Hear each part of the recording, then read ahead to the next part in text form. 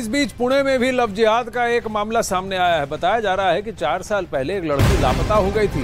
वो अब जुन्नर के मंचर में मिली है। पुलिस ने लड़की को रेस्क्यू कर लिया है, उसका मेडिकल करवाया गया है।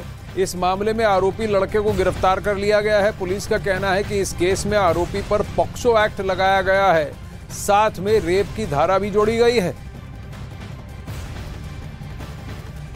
ये वो तस्वीरें हैं जहां इस पीड़िता को बचाकर ले जाने का वीडियो सामने आया है। बीजेपी के नेशनल सेक्रेटरी सुनील देवधर ने भी इसको ट्वीट किया है और कहा है कि ये गतिविधि पुणे में चल रही है, जहां कुछ लोगों ने जाकर इस पीड़िता को वहां पर रेस्क्यू किया है।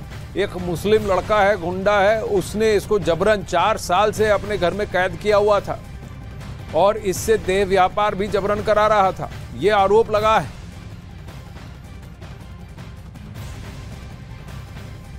ये वो तस्वीरें हैं जहां कुछ महिलाओं के साथ साथ मिलकर ये एक्टिविस्ट वहां उस लड़की के पास जाते हैं जो डरी हुई, सहमी हुई दिखती है वीडियो में।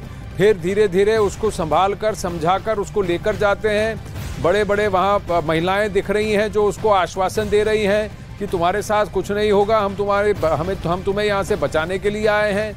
कई लोग वहाँ मौजूद हैं और धीरे धीरे इस लड़की का जो डरी सहमी सी शुरू में लगती है, वो रोती है, बिलखती है, रोती बिलखती हुई नजर आती है।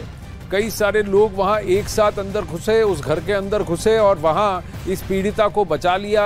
ये दावा भी किया गया है। बीजेपी के सुनील देवधर जी ने इसको ट्वीट किया और कहा, देखिए पुणे में ये केस सामने आया है और बताया जा रहा है कि अब जो आरोपी है उस पर पॉक्सो एक्ट भी लगाया गया है, क्योंकि ये लड़की नाबालिग बताई जा रही है।